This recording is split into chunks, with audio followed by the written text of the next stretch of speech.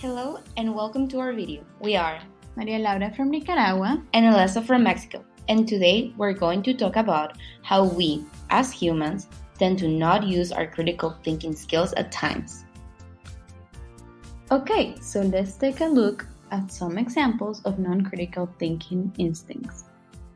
Out of the 10 non-critical thinking instincts, today we're going to talk about fear, blame, and generalization. And since it's spooky season, let's start with fear.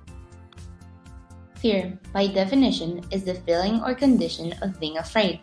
There are times when the way people behave is linked to fear. Let's take our countries for example. Mexico and Nicaragua are nations in which the criminal rate is very high.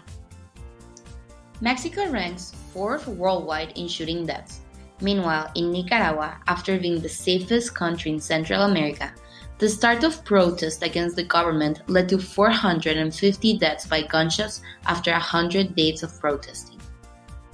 I came to the US in May of last year.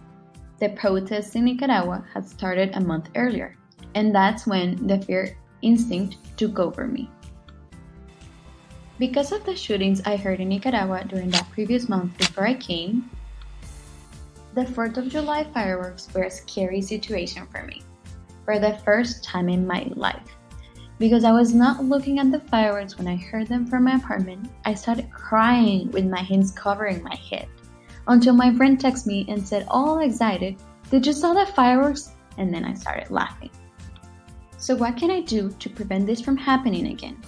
Next time I know that I'm in a holiday where there are going to be fireworks, I'm going to take a deep breath, close my eyes, and take someone's hand.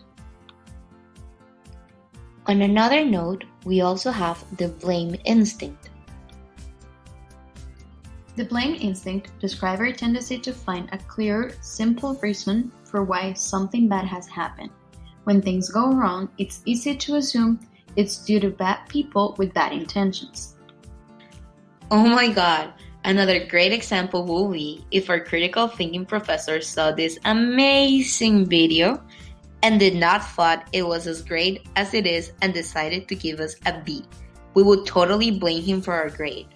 It's happened before that I have worked very hard for a project or an assignment, and when I did not receive the grade I was expecting, I completely blamed it on my professor instead of taking responsibility for my actions. Now I know that if this ever happens again, what I should do is make an appointment with my professor and ask what I could have done better. Another situation where I have been a victim of the blame instinct is when I go to bed late, I wake up late, and I ended up running to go to trips, to the airport, to meetings, to class, and I tend to blame it on my alarm. So how can I prevent this from happening?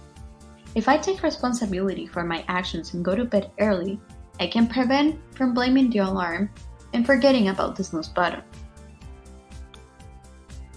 Last but not least, we have generalization. The definition of a generalization is a broad statement or idea that applies to a lot of people or situations. When you make a general statement without giving details about what you see or hear, this is an example of a generalization. When I was little, I was told that only guys were allowed to play soccer and girls were supposed to play with Barbies. However, now I know that whoever told me that was making a generalization statement. What I learned from my experience is that I should not make comments in a general way.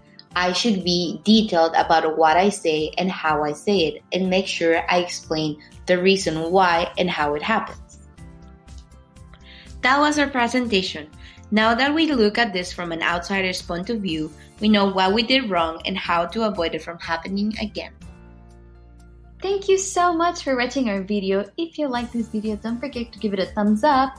Or an A if you don't want us to blame you. And don't forget to subscribe. See you next time.